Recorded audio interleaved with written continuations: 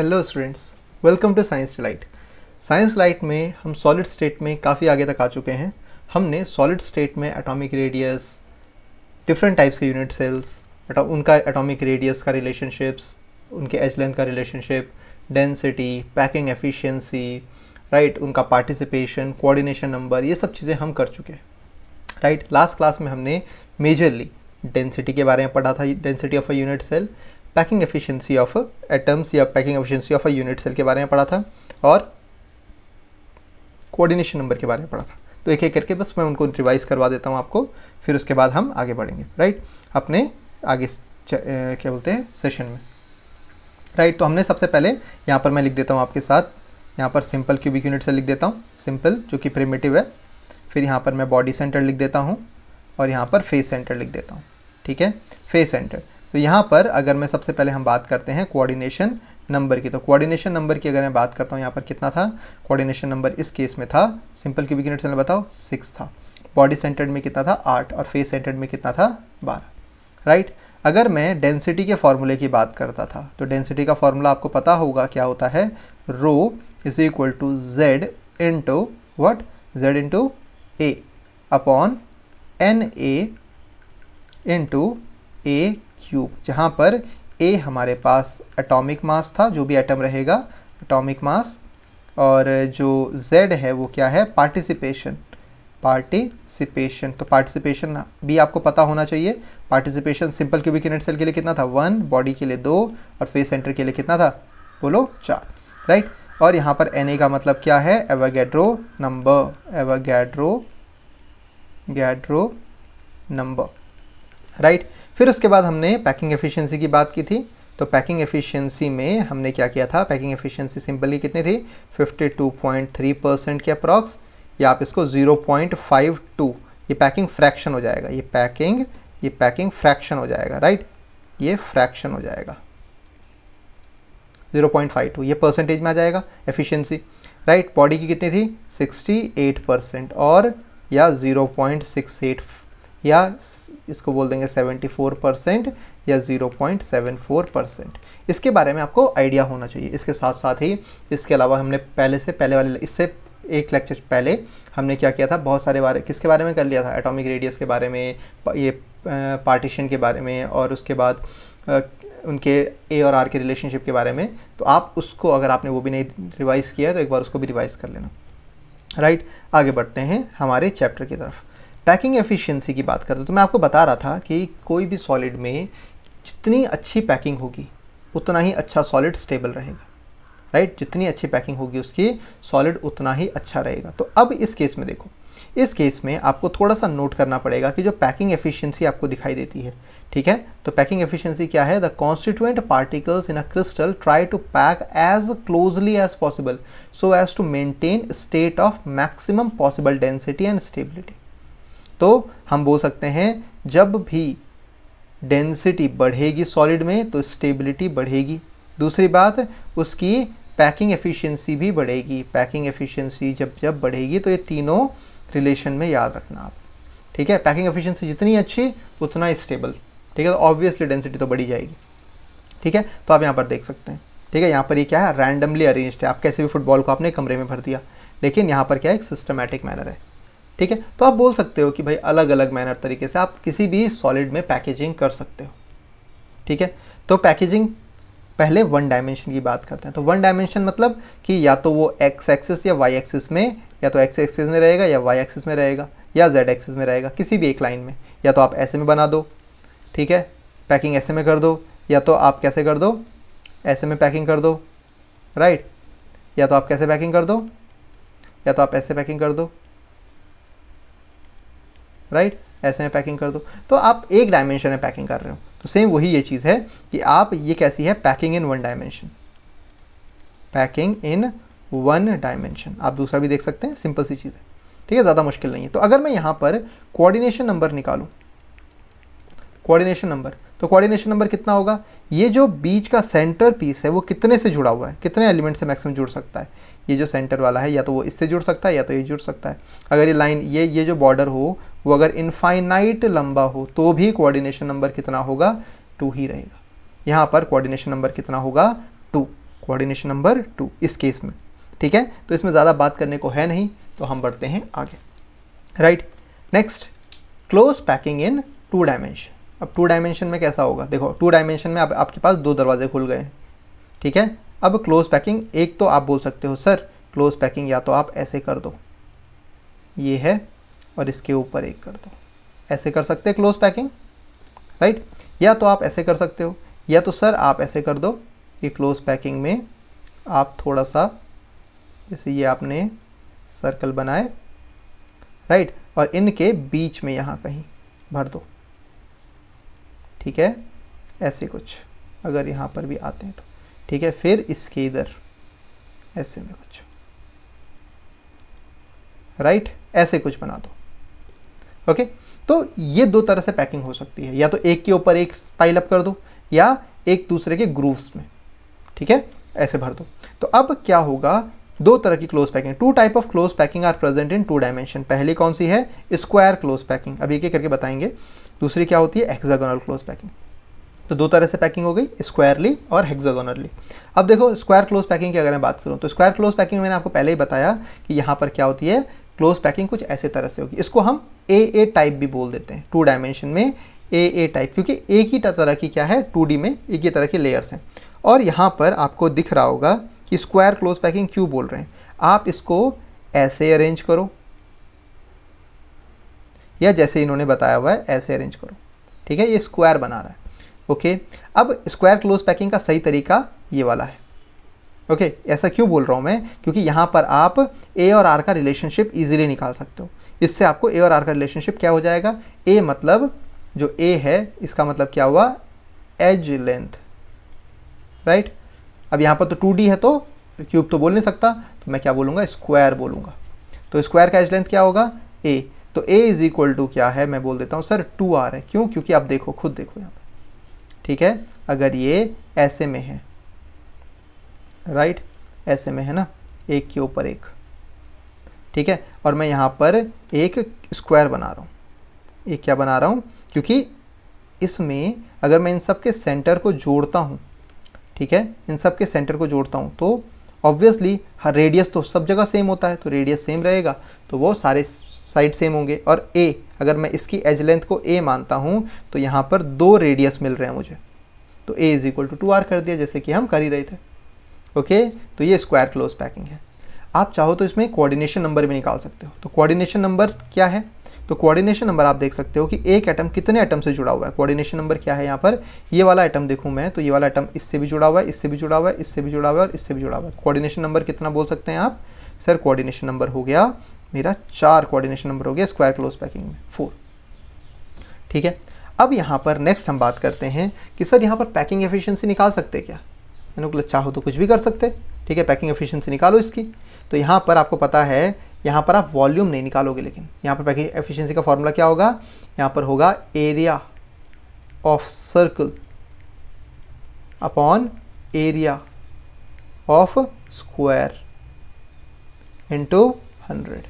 बस area of circle क्या होता है, pi r square, area of square कितना हुआ, a square, that will into 100 किया आपने, तो पाई आर स्क्वायर की वैल्यू कितनी होगी, पाई इंटू आर स्क्वायर किया, अपॉन ए स्क्वायर की वैल्यू क्या हो गई, ए 2R का होल स्क्वायर इंटू 100। अब आपको पता है कि यहाँ पर क्या हो जाएगा, pi r square upon 4R square into 100, तो पाई बाई 4 हो गया इंटू 100। तो अगर आप पाई बाई 4 करते हो तो कितना होगा भाई, 3.14 डिवाइडेड बाई 4, तो कितना हो जाएगा, 0.87, 4 7 28 हो गया, तो यहाँ पर 34 बच गया, तो 4 8 34, तो 0.78 के आसपास, तो ये 78% के अप्रॉक्स इसका पैकिंग एफिशिएंसी आ गई, यानी अभी तक की सबसे बढ़िया है, अभी तक की सबसे बढ़िया है, राइट।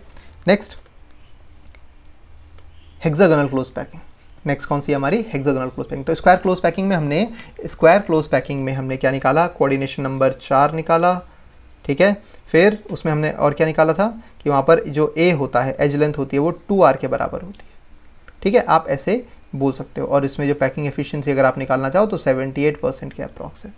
अब देखो हेक्सागोनल क्लोज पैकिंग कैसी, 2D में है, तो हेक्सागोनल, अब देखो हेक्सागोनल नाम से ही क्यों पता लग रहा है, क्योंकि यहाँ पर हेक्सागन का फॉर्मेशन हो रहा है, ठीक है। यहाँ पर किसका फॉर्मेशन हो रहा है, हेक्सागन का। देखो यहाँ पर आप इजीली हेक्सागन देख सकते हो। तो हेक्सागन में भी आप चाहे कुछ भी करो, इस केस में भी a is equal to 2r ही है, ठीक है। जो साइड ऑफ हेक्सागन है a is equal to 2r ही है। देखो यहाँ पर आप देख सकते हो, ठीक है। यहाँ पर आप इजीली देख सकते हो इस चीज़ को,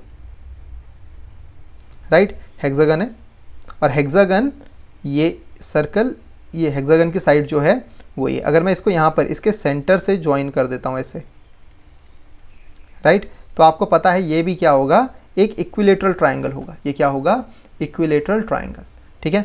तो अगर मैं बात करूँ हेक्सागन की, तो हेक्सागन में कितनी साइड्स हैं, आपको पता है हेक्सागन में कितनी साइड होती हैं, 6 साइड, तभी तो हेक्सा नाम पड़ा है ना, तभी तो उसका हेक्सा नाम पड़ा। तो आप 6 साइड को इसको डिवाइड कर दो, 6 साइड में डिवाइड कर दिया। अब इसका a is equal to 2r तो निकल गया।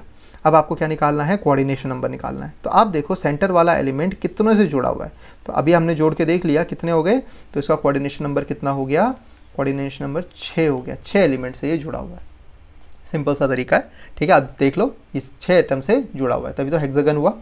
अब यहाँ पर हम यहाँ पर अगर मैं इसमें देखो, ठीक है, एक और चीज़ आप यहाँ पर देखो, ठीक है, एक सेकेंड। अगर मैं इसमें participation in a unit cell की बात करता हूँ, इसमें पार्टिसिपेशन की बात करता हूँ, तो ये देखो इसमें 1/4 1/4 1/4 1/4 ना, देखो ये 1/4, ये भी 1/4, ये भी 1/4 और ये भी 1/4, तो टोटल पार्टिसिपेशन कितना हो गया, 1/4 into 4 that will be equal to 1। तो पार्टिसिपेशन इसका कितना होता है, पार्टिसिपेशन भी इसका 1 होता है, जैसे क्यूबिक यूनिट सेल का होता, सिंपल का होता था। तो इसमें पार्टिसिपेशन देख सकते हैं कितना होगा। इसमें अगर मैं पार्टिसिपेशन गिनूँ, ठीक है, तो हेक्सागन में अगर हेक्सागन आप देख रहे हो, ठीक है, तो हेक्सागन में जो एंगल होता है वो कितना होता है, 120 डिग्री होता है, और 360 का 120 1/3 हुआ, ठीक है। तो इसमें कितने होंगे, 1/3 इंटू, और ऐसे कितने 1/3 हैं, 1/3 इंटू 6 हैं, चारों ओर +1 that will be equal to 3 2 + 6। और इसका टोटल कितने एटम्स हैं एक यूनिट सेल में, 6 एटम्स हैं यूनिट सेल। कितने एटम्स हैं, 6 एटम्स हैं एक यूनिट सेल में। क्लियर है ना, पक्का। चलो अब ये तो हो गया। अब इसमें हम निकालते हैं इसका packing efficiency. Packing efficiency, right. Packing efficiency की अगर मैं बात करूं तो अगेन वही area of circle upon area of hexagon, area of hexagon. अब जैसे मान लो आपका एरिया ऑफ हेक्सागन नहीं आता इंटू 100, तो आप क्या करो, ठीक है, अब आप क्या करो, आपको ये तो पता है ना कि ये हेक्सागन देखो ट्राइंगल से मिलके बना हुआ है, इक्विलेटरल ट्राइंगल से मिलके बना हुआ है। एक हेक्सागन कितने 6 इक्विलेटरल ट्राइंगल से मिलके बना हुआ है। तो इक्विलेटरल ट्राइंगल का जो एरिया होता है वो कितना होता है, इक्विलेटरल ट्राइंगल का एरिया कितना होता है, √3/4 into a², right, √3/4 into a²। अब यहाँ पर देखो √3/4 a² हो गया, तो इसको कैसे कर देंगे, यहाँ पर रूट पुट कर दो, इसकी वैल्यू में पुट करो। एरिया ऑफ सर्कल तो πr² है, πr² इंटू कितने टोटल, πr² टोटल हैं 3, अपॉन एरिया ऑफ हेक्सागन कितना हुआ 6 इंटू 6 हेक्सागन है, √3/4 इंटू a²। और a की वैल्यू कितनी है, a की वैल्यू है 2r के बराबर, 2r का स्क्वायर इंटू 100, राइट। अब इसमें देखो 3 2 + 6 2 2 हो गया, यहाँ पर 2 बच गया। तो आपके पास जो रिजल्टिंग आया वो कितना था, यहाँ से πr² अपॉन ये 2 ऊपर चला गया तो इंटू 2 हो गया, और यहाँ पर √3 इंटू 4r², ओके। तो 2 से अगेन 2 कट गया, r² से r² कट गया, तो यहाँ पर आ गया टोटल इंटू 100, ठीक है। अब मैं इसको देखता हूँ, लास्ट में सॉल्व करता हूँ इसको। इसका आ गया √π अपॉन 2√3 इंटू 100, ठीक है। तो इसका अप्रॉक्सीमेटली जब आप इसको परसेंटेज में निकालोगे तो 94% के अप्रॉक्स आता है। कितना आता है, 94% के आता है, ठीक है। यानी बहुत ही ज़्यादा अच्छी क्लोज पैकिंग है 2D में हेक्सागोनल की, ठीक है। यानी बहुत कम अमाउंट में स्पेस फ्री हो रहा है उसमें, ठीक है। तो आपने इसमें पढ़ लिया है क्या क्या चीज़ें, पहले मैं यहाँ पर आपके साथ समराइज़ कर लेता हूँ, फिर उसके बाद हम आगे बढ़ेंगे, ठीक है, राइट। तो यहाँ पर हमने क्या क्या पढ़ा, सबसे पहले हमने 1D में पढ़ा, 1 डायमेंशन में। तो 1 डायमेंशन में क्या था, सिर्फ हमने कोऑर्डिनेशन नंबर की बात की थी जो कि कितना था, 2 था, ठीक है। फिर यहाँ पर 2 डायमेंशन की हमने बात की थी। तो 2 डायमेंशन में 2 तरह की क्लोज पैकिंग आई थी, एक आई थी स्क्वायर और दूसरी आई थी हेक्सागोनल। तो स्क्वायर क्लोज पैकिंग की अगर मैं बात करूँ तो इसमें कोऑर्डिनेशन नंबर था कितना, 4, और इसमें कोऑर्डिनेशन नंबर कितना था, 6। अगर इसकी बात करते हैं नेक्स्ट, इसमें अगर मैं बात करूं, इसमें पार्टीशन या पार्टिसिपेशन ऑफ एटम की अगर मैं बात करता हूं, of atom in a unit cell एक स्क्वायर था, इसमें 2D है ना, तो और यहाँ पर एटम की जगह में सर्कल भी लिख सकता था। पार्टिसिपेशन ऑफ एटम कितना था, 1 था, ठीक है। मतलब 1 कैसे आया था टोटल पार्टिसिपेशन, 1/4, तो एक यूनिट सेल का था, इंटू 4 कर दिया था, ठीक है। तो अब यहाँ पर क्या पार्टिसिपेशन था, यहाँ पर टोटल था 3 कैसे था, 1/3 into 6 plus 1/3 into 6 plus 1, that is जो कि सेंटर में था। ये तो कॉर्नर पे थे, कॉर्नर, और ये जो था ये सेंटर पे था, ठीक है। तो that is equal to 3, cut गया ना 2 टाइम्स। तो अब यहाँ पर पैकिंग फ्रैक्शन जो था वो कितना था, 94% के अप्रॉक्स था, और यहाँ पर जो पैकिंग फ्रैक्शन था वो 78% के आसपास था, ठीक है। इतना आइडिया हो गया। देखो आपको अगर पूछा जाएगा तो पैकिंग फ्रैक्शन शायद ही पूछा जाए इसका, 2D का, ठीक है, लेकिन बाकी चीज़ें आपको ध्यान में होनी चाहिए। क्लियर है, आगे बढ़ें, चलो नेक्स्ट देखें, 3D की बात आ गई अब, ठीक है। 3 डायमेंशन में आपको मैं कुछ व्यूज़ दिखाऊंगा, ठीक है, फिर उसके बाद आगे बढ़ेंगे। सबसे पहले हम बात करते हैं क्लोज पैकिंग में हम 4 तरह की पढ़ेंगे, कौन कौन सी, simple cubic, hexagonal close packing, cubic close packing और बॉडी सेंटर्ड अरेंजमेंट। ओके, एक एक करके इनकी बात करेंगे, फिर उसके बाद हम वॉइड्स की भी बात करेंगे। ओके, मे भी शायद वॉइड्स नेक्स्ट क्लास में आ जाए, लेकिन आपको थोड़ा पता होना चाहिए इसमें। अब देखो ज़रा, सबसे पहले सिंपल क्यूबिक क्लोज पैकिंग, ठीक है। सिंपल क्यूबिक क्लोज पैकिंग में अगर आप देखो तो ये कुछ ऐसा होता है, इसको ए टाइप भी बोलते हैं, ए टाइप। क्यों, क्योंकि इसकी एक्स एक्सिस, वाई एक्सिस और जेड एक्सिस में क्लोज पैकिंग एक जैसी ही होती है, ठीक है। इसके बाहर से भी सेम इसी के ऊपर ऐसे रहेगा, राइट, और ऊपर में भी सेम ऐसे ही। तो आप देख सकते हैं इसमें, ठीक है। मैं आपको एक और फॉर्म में दिखाता हूँ इसको, ठीक है। आई होप आपको वो चीज़ पसंद आए, राइट। अगर आप यहाँ पर देखेंगे, राइट, आई होप आपको दिख रहा है, राइट। अब इस केस में अगर मैं देखूं, इस केस में आप ये देख सकते हैं, this is simple cubic close packing, आप यहाँ पर देख सकते हैं, राइट। यहाँ पर देखो एक्स वाई और जेड एक्सिस एग्जैक्टली सेम है, ठीक है, एक के ऊपर एक, ठीक है। एक्स वाई और जेड एक्सिस इसमें एग्जैक्टली सेम रहती हैं, आपको इसमें कोई छेड़खानी करने की ज़रूरत नहीं है। अब इसमें देखो आपको यहाँ पर एक गैप दिख रहा होगा, एक ओपनिंग, एक हल्का सा गैप दिख रहा होगा आपको यहाँ पर, ठीक है। ये कहलाता है वॉइड। वॉइड मतलब होता है empty spaces present in a unit cell. Unit cell में अगर एम्प्टी स्पेसेस प्रेजेंट है तो उसे हम क्या बोल देंगे, सर वो वॉइड्स होते हैं। क्लियर है ना। तो ये आपके पास कौन सा है, सिंपल क्यूबिक क्लोज पैकिंग है, सिंपल क्यूबिक क्लोज पैकिंग। अगर मैं इसका 2D की अगर मैं बात करूँ, एक यूनिट सेल की मैं बात करूँ, तो वो कुछ ऐसा दिखता है आपको, मतलब उसके अगर आप चाहो तो उसको एक दूसरे के पीछे इजीली छुपा सकते हो, ठीक है। सिंपल क्यूबिक यूनिट सेल की यही पहचान है। अब इसमें जो गैप बनता है ना, इसमें जो गैप बनता है तो इसके बारे में हम ऐसे बात कर लेते हैं कि वापस आ जाते हैं अपने ट्रैक पे। अब यहाँ पर हम बात करते हैं कि सर ये जो आपने गैप बनाया उसमें कैसे, ये आप बोल रहे थे क्यूबिक क्लोज पैकिंग है, क्यूबिक क्लोज पैकिंग है, तो कैसे वो डिसाइड होता है, ठीक है। तो यहाँ पर अगर मैं बात करूँ ऐसे, अगर मैं इनको जोड़ता हूँ, राइट, अगर मैं इनको ऐसे जोड़ रहा हूँ, ओके, और एक बाहर की तरफ बना देता हूँ ताकि आपको वो दिख जाए। मैं इसको ऐसे बनाता हूँ, आपको समझ में आ जाएगा वैसे तो, राइट, ऐसे बनाता हूँ, ओके। ये जस्ट इसके पीछे है, ओके, ये वाला पार्ट ऐसा कुछ है। तो ये एक क्यूब बना रहे हैं, ये क्या बना रहे हैं, एक क्यूब बना रहे हैं, क्यूबिक क्लोज पैकिंग का एक क्यूब बना रहे हैं, राइट। अब तो इसके अंदर जो ये लैटिस होता है ये कुछ ऐसा होता है, देखो ये कुछ ऐसा होगा, ये कुछ ऐसा खाली जगह छूटेगी। अगर मैं प्रॉपर बनाऊं तो ये कुछ ऐसी जगह खाली छूटेगी, राइट। ये कुछ ऐसी जगह, अगर मैं इसको भी नीचे से जोड़ दूं तो ये कुछ ऐसी जगह खाली छूटती है, ठीक है। इस जगह को, इस प्लेस को, इस जगह को मैं बोलता हूं, वो अंदर इस तरह के एम्प्टी स्पेसेस को हम बोलते हैं, एम्प्टी स्पेसेस को हम बोलते हैं, empty spaces in a unit cell, उसे हम क्या बोलते हैं, वॉइड बोलते हैं। क्या बोलते हैं, वॉइड बोलते हैं, ठीक है। अब यहाँ पर हमें कुछ चीज़ें यहाँ पर भी निकालनी है, तो सेम वही चीज़ें सिंपल क्यूबिक यूनिट सेल में आप देख रहे हो ये किस तरह से है, प्रिमिटिव यूनिट सेल की तरह है।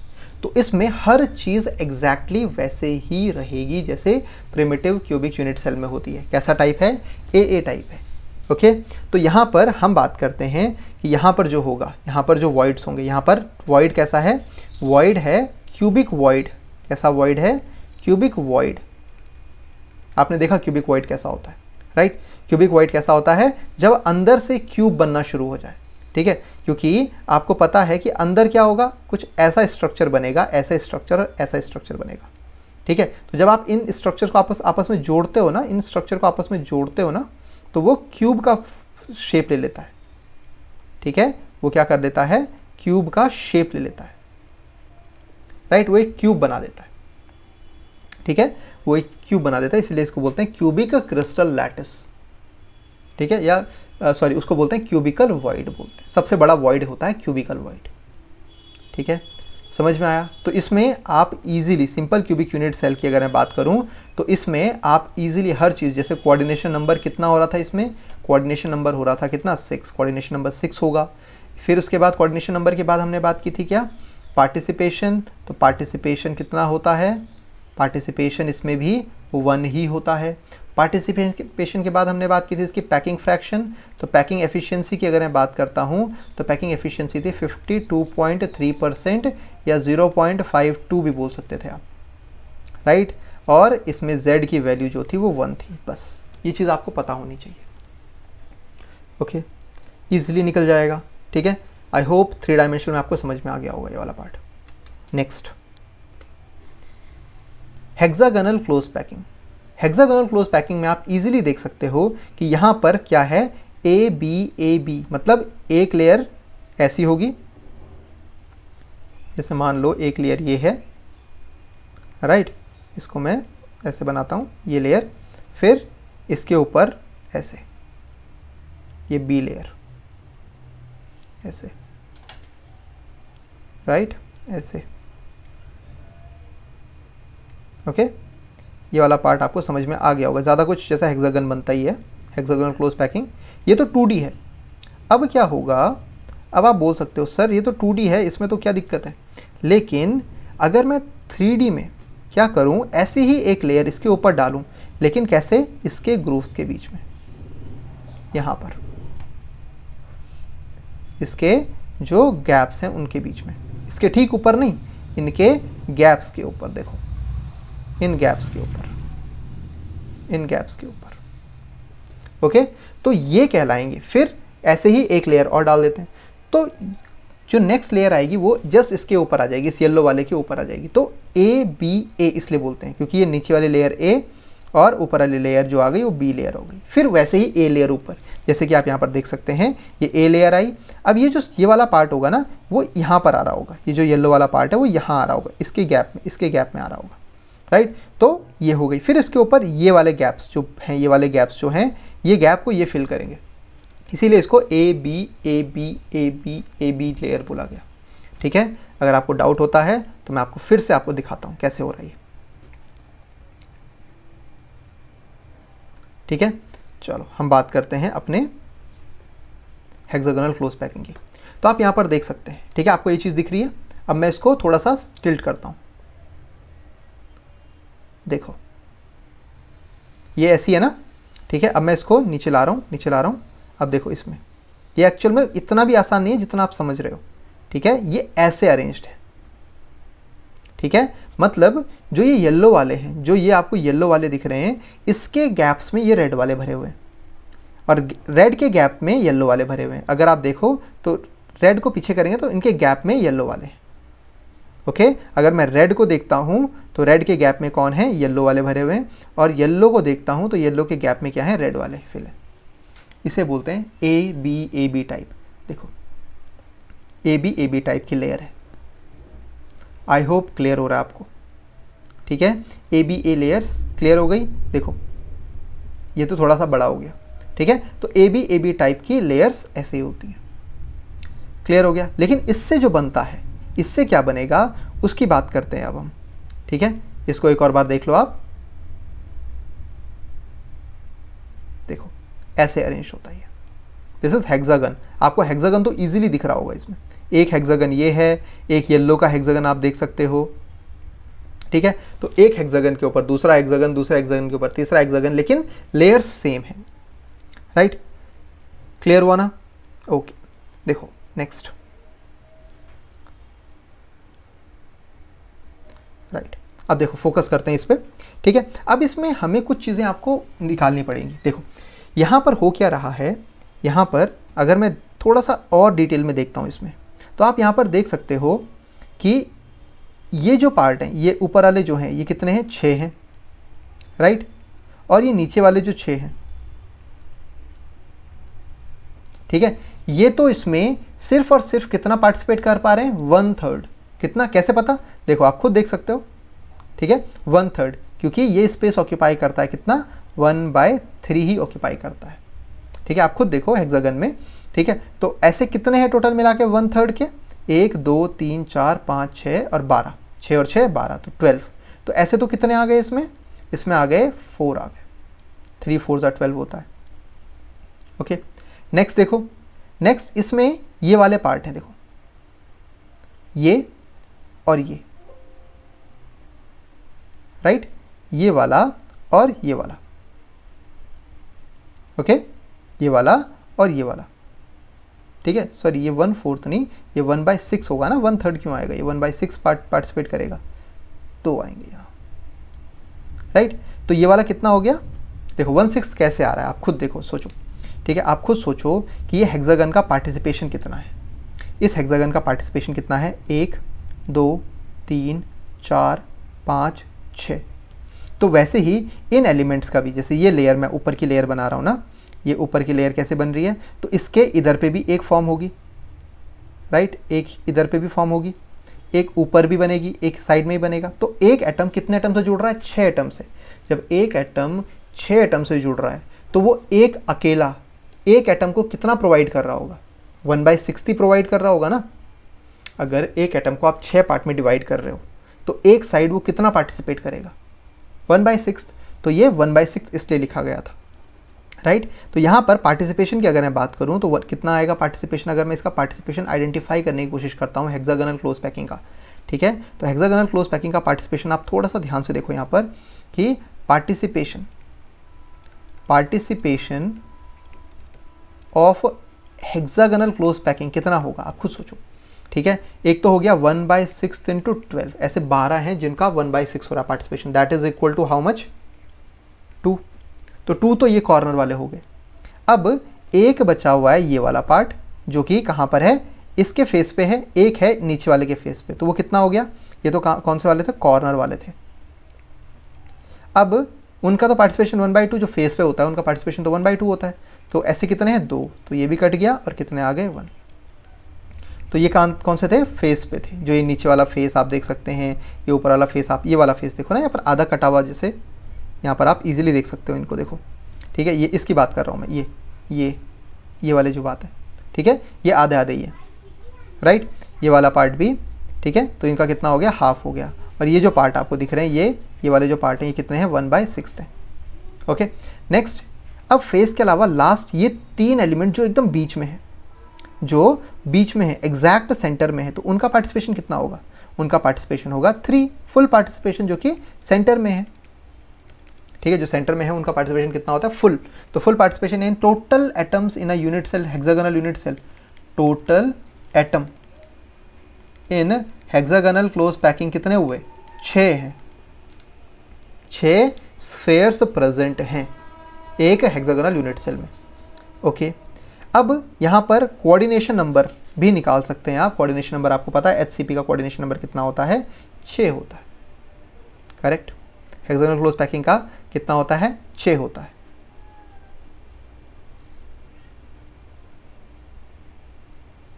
ओके, पक्का 6 होता है। सोचो, जस्ट थिंक ओवर इट, थोड़ा सा सोचो। देखो 6 तो है, लेकिन 6 तो ये आपस में जुड़ा हुआ है ना, 6 तो ये आपस में जुड़ा हुआ है।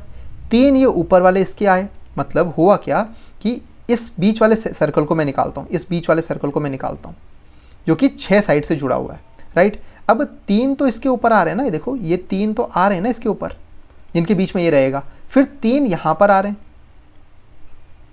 तो 3 और 3 कितने, 6, तो 6 + 6 12 कोऑर्डिनेशन नंबर हो जाएगा उसका। कितना कोऑर्डिनेशन नंबर होगा, 12 कोऑर्डिनेशन नंबर होगा। समझ में आई, पक्का। तो कोऑर्डिनेशन नंबर ऑफ HCP कितना है, 12 है। एक तो 6 तो आपस में ही फर्स्ट लेयर में ही जुड़ा हुआ है, और 3 ऊपर और 3 नीचे, ठीक है, क्लियर हुआ। 6 किसका है, जो 2D में था, 12 किसका है, जो 3D में है। इतना समझ में आ गया होगा। नेक्स्ट, अब जो हेक्सागोनल क्लोज पैकिंग है उसमें थोड़ा सा ध्यान से दो, ठीक है। इस लेयर को, ये जो हेक्सागन आपको दिख रहा होगा, इस लेयर को यहाँ से, क्योंकि मेरे को अब क्या निकालनी है, पैकिंग एफिशिएंसी निकालनी है इसकी। और पैकिंग एफिशिएंसी आपको पता है कि पैकिंग एफिशिएंसी किसके बराबर होती है, volume of sphere in a unit cell upon volume of unit cell, ठीक है।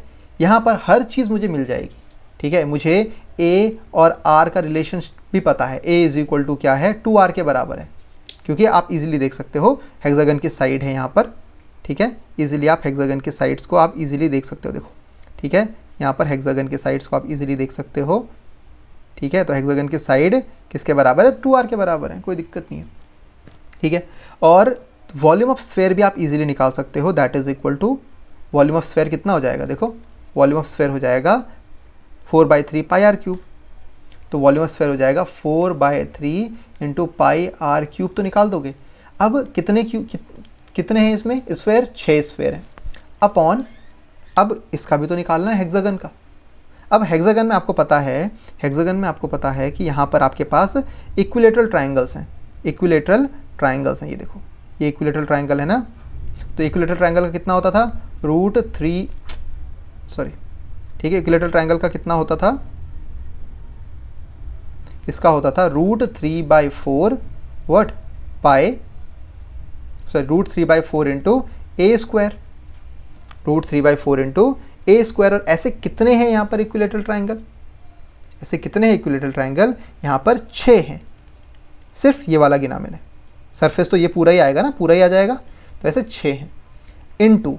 अब ये निकालना है मुझे, सबसे मेन मुसीबत वाली बात, जो क्योंकि ये तो a² है ना, एरिया निकला है। अभी मेन मुसीबत वाली बात है, ये हाइट मुझे नहीं पता, सबसे ज़्यादा दिक्कत मुझे यहीं पर होने वाली है, जो ये हाइट है। अगर मुझे ये हाइट निकल जाए, अगर मेरे पास ये हाइट निकल के आ जाए, तो मेरा पैकिंग फ्रैक्शन कंप्लीट हो जाए × 100। क्योंकि देखो यहाँ पर आप मान लो ये 4 ऊपर भी चला गया, तो 16/3 √3 को आप भी डिवाइड कर लोगे × πr³, ठीक है, × 6 अपॉन, यहाँ पर क्या हो जाएगा, a² को मैं लिख भी देता हूँ 2R, तो 2 × 2 = 4 हो जाएगा, 4R² × अभी मुझे ये निकालना है, ये h क्या है। h का रिलेशन अगर मुझे पता लग जाए तो मुझे हर चीज़ समझ में आ जाएगी, ठीक है। तो अब वही हमें निकालना है, कैसे निकलेगी h। अब यहाँ पर देखो, ठीक है, यहाँ पर आपको क्या देखना है, यहाँ पर जो पार्ट है आपके पास, राइट, आपके पास हेक्सागन है, तो हेक्सागन में ये हेक्सागन है, राइट, ओके।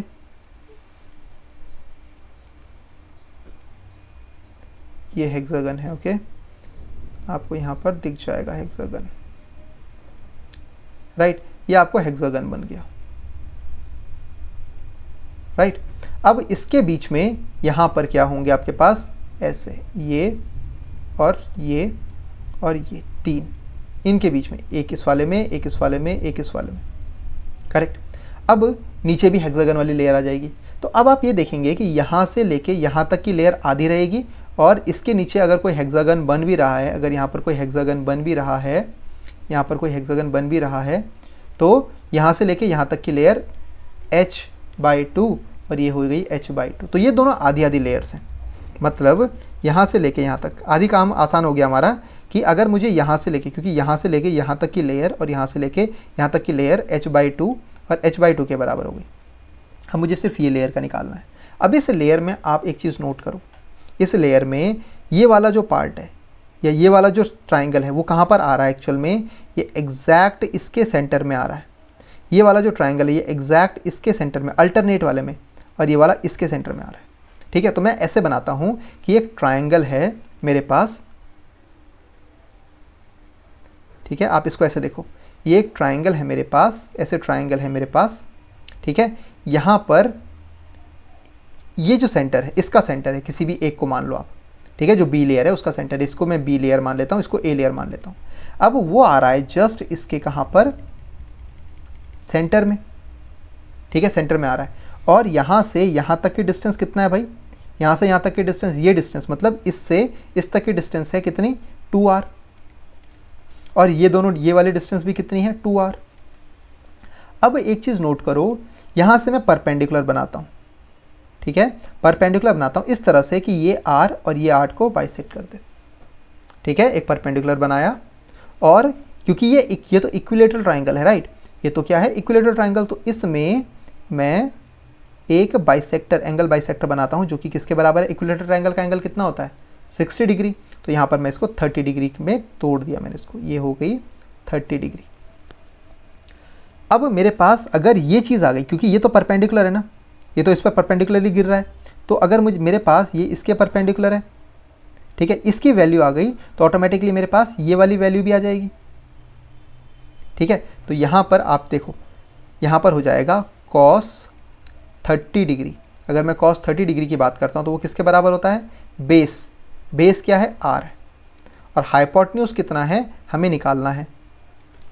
तो cos 30 होता है √3/2 इज इक्वल टू, बेस क्या है, r है, हाइपोटेन्यूज निकल जाएगा मेरे पास। तो यहाँ पर हाइपोटेन्यूज किसके बराबर है, अभी मुझे निकालना है वो चीज़ भी, ठीक है। तो यहाँ पर मेरे पास हाइपोटेन्यूज जो आया है, जो सॉरी यहाँ पर मैं कैपिटल एस से लिखता हूँ इसको, ओके। तो जो मेरे पास हाइपोटेन्यूज आया है, जो हाइपोटेन्यूज आया है, सॉरी हाइपोटेन्यूज आया है, वो किसके बराबर होगा जी, वो होगा 2r/√3, ठीक है। मैं इसको यहाँ पर ना लिख के यहाँ पर लिख देता हूँ कि मेरे पास जो हाइपोटेन्यूज आया है वो किसके बराबर आया है, 2r/√3 के बराबर।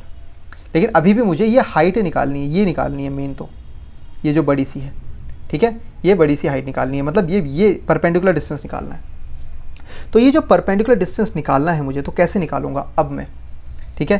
तो अब मुझे कुछ चीज़ें पता लग गई हैं, राइट। तो अब यहाँ पर देखो, ठीक है, मेरे पास कुछ ऐसा था ना, यहाँ पर एक इसका जो सेंटर था, यहाँ पर नीचे ऐसे ट्राइंगल्स थे, राइट, ये ट्राइंगल्स थे ऐसे, ठीक है। मैं छोटे छोटे बना रहा हूँ लेकिन वो बड़े हैं। अब यहाँ पर इसमें येलो से मैं आपको बता देता हूँ कि यहाँ से मैंने एक ये डाला था, फिर इससे मैंने इससे एक परपेंडिकुलर डाला था, और ये वैल्यू मेरी निकल गई थी। और ये आपका पास कितना है, ये 2r है, ठीक है, और ये r था, और इसकी वैल्यू निकल गई थी, कितनी निकाली थी हमने, इसकी वैल्यू, इस वाले पार्ट की वैल्यू हमने निकाल दी थी, इसकी वैल्यू निकाल दी थी 2r/√3, 2r/√3, ठीक है। अब 2r/√3 हमें ये पता लग गया, ठीक है। तो अब इस केस से ये निकल गया मेरे पास, ठीक है। अगर मेरे पास ये निकल गया तो ये भी निकल जाएगा, ये लंबी सी हाइट, ठीक है। क्यों, क्योंकि यहाँ पर अगर ये बेस है, ये हाइपोटेन्यूज है, तो परपेंडिकुलर निकालना कितना मुश्किल हो जाएगा, ठीक है। तो hypotenuse square is equal to perpendicular square plus base square, ठीक है। तो इस केस में हम बात करेंगे कि जो बेस स्क्वायर है, ठीक है, क्योंकि मुझे सॉरी परपेंडिकुलर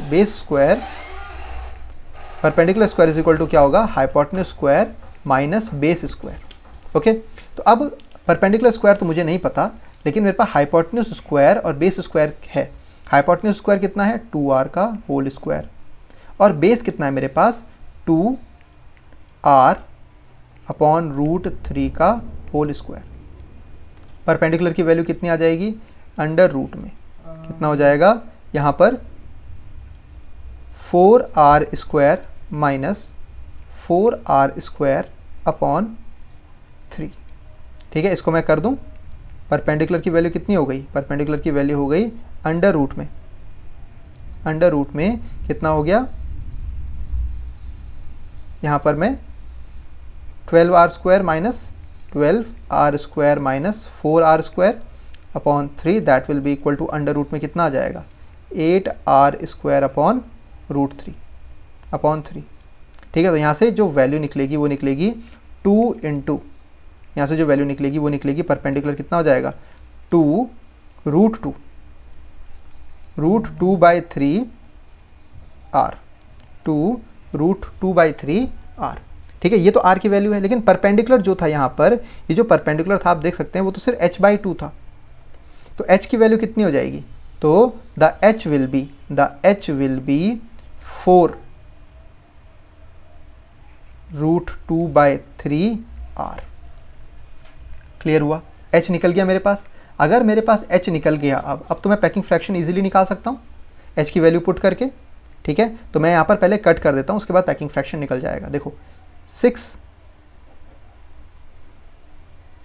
√3, ये 4 ऊपर गया, 4r स्क्वायर, यहाँ पर 6 भी होना चाहिए राइट, यहाँ पर 6 भी तो है, इंटू 6। तो इस 6 से ये 6 कैंसिल आउट हो गया, r स्क्वायर से सिर्फ एक r बचा, और यहाँ पर और भी कुछ कट सकता है नहीं।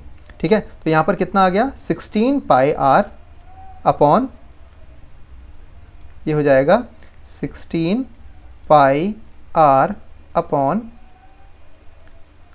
4 3 ज़ा 12, 12 √3 इंटू h, ये हो गया 12 √3 इंटू h। तो इसको मैं एक साथ लिख देता हूँ। ठीक है, यहाँ पर हो जाएगा मेरे पास 16 पाई r upon 12 √3 into h, 12 √3 into h हो गया, और यहाँ पर इंटू 100 कर देंगे। अब देखो कुछ चीज़ें h की, पहले तो यहाँ से काट देते हैं, 4 4 ज़ा 16, 4 3 ज़ा 12, 4 4 ज़ा 16, 4 3 ज़ा 12 राइट। तो अब यहाँ पर कितना हो गया देखो 4 पाई r अपॉन 3 √3 इंटू h की वैल्यू क्या है, h की वैल्यू है 4 √2 बाई 3 r। तो r से r कैंसिल हुआ, 4 से 4 कैंसिल हुआ, और यहाँ पर √3 से √3 कैंसिल हो गया। तो आंसर कितना आ गया, आंसर आ गया पाई अपॉन 3 √2 इंटू 100। कुछ देखा देखा है, कुछ देखा देखा है। देखा देखा कहाँ था हमने देखा था कि इसका पैकिंग फ्रैक्शन FCP के बराबर है, 74% के बराबर आता है। आप करके देख लेना भले ही, कितना आता है FCC के बराबर आता है, कितना 74%। तो अब यहाँ से मैं कंक्लूजन पे आता हूँ कि कंक्लूजन क्या है। देखो कंक्लूजन ये है, हेक्सागोनल क्लोज पैकिंग में सबसे पहले कोऑर्डिनेशन नंबर है 3D वाले में 12 राइट। फिर उसके बाद हमारा पार्टिसिपेशन जो आता है, participation of atom in a unit cell, वो कितना आ रहा था भाई, वो आ रहा था 6 राइट। प्लस पैकिंग फ्रैक्शन जो आया, पैकिंग फ्रैक्शन कितना आया था 74%। तो ये चीज़ें आपको पता होनी चाहिए। कैसे आया मैंने आपको बता दिया, ठीक है। अगर आपको ये चीज़ें समझ में नहीं आई, हेक्सागोनल क्लोज पैकिंग आपको लग रहा है सर ये थोड़ा कॉम्प्लिकेटेड है, डेरिवेशन नहीं आता है, आपको कंपटीशन में भी सिर्फ ये पता होना चाहिए जो आपको टॉप पे दिया हुआ है, ठीक है। कैसे आता है मैंने आपको करके बता दिया है, ठीक है। एक बार नहीं आएगा समझ में, आप दोबारा देखना, आपको आ जाएगा समझ में वो चीज़, थोड़ा सा इमेजिन करना पड़ेगा राइट। तो आज हमने हेक्सागोनल क्लोज पैकिंग कर लिया, सिंपल क्यूबिक क्लोज पैकिंग कर लिया, ठीक है। नेक्स्ट हम बात करते हैं किसकी, बॉडी सेंटर्ड क्लोज पैकिंग की। बॉडी सेंटर्ड क्लोज पैकिंग यानी A B type close packing की, ठीक है। A B type close packing में आप देख सकते हैं बॉडी सेंटर्ड क्लोज पैकिंग बहुत ईजी है एक तरह से देखा जाए तो, ठीक है। आपने कुछ नहीं किया, आपने बस क्यूब्स को थोड़ा साइड साइड रख दिया, जो एटम्स है उनको थोड़ा दूर दूर रख दिया, क्योंकि ये ऐसा इसलिए हुआ क्योंकि जो लेयर इसके ऊपर आई थी ना, उसने ये जो सेकंड लेयर है उसने इनको थोड़ा सा इधर उधर धकेल दिया, आप ऐसे बात कर सकते हो, ठीक है। ये यहाँ पर आ गई ऐसे में अभी, राइट, इनके बीच में आ रही थी, इस वजह से मैं आपको ये चीज़ शो करके दिखा देता हूँ, ठीक है, राइट। अब देखो ज़रा इसमें, देखो ये है बॉडी सेंटर्ड आपके पास, ठीक है। अगर मैं इसको थोड़ा सा बड़ा कर दूं, आपको वैसे तो समझ में आ जाएगा, लेकिन अगर मैं इसमें देखो सेम वही चीज़ है, राइट। अगर मैं इसको थोड़ा सा बड़ा कर देता हूँ, इस फॉर्म में ले आया मैं इसको, तो यहाँ पर आप इजीली देख सकते हो, इसमें देखो देखो ये बॉडी सेंटर्ड है। अब ऐसे में आपको समझ में नहीं आएगा, क्यों? क्योंकि ये अब बहुत ज़्यादा ही बड़े हो गए, तो इसलिए इसको छोटा ही रहने दो, इसको यूनिट सेल के फॉर्म में ही रहने दो, राइट। इसको यूनिट सेल के फॉर्म में ही रहने देते हैं, रुक जाओ,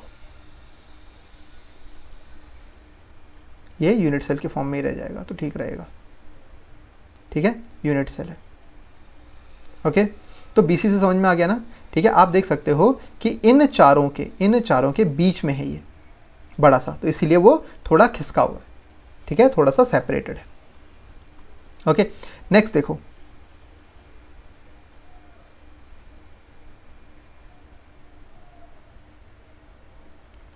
राइट। तो यहाँ पर बीसीसी में आपके पास जो आप अब इसको सॉल्व करोगे तो यहाँ पर भी आपके पास जो आएगा कोऑर्डिनेशन नंबर कितना है, 8 है, ठीक है। फिर यहाँ कोऑर्डिनेशन नंबर 8 हो गया। पैकिंग फ्रैक्शन कितना निकल रहा था, 68% निकल रहा था, निकल जाएगा, ठीक है। अब यहाँ पर नेक्स्ट हमारे पास क्या हो जाएंगे, यहाँ पर क्या पार्टिसिपेशन कितना था, पार्टिसिपेशन होता है इसमें कितना, बोलो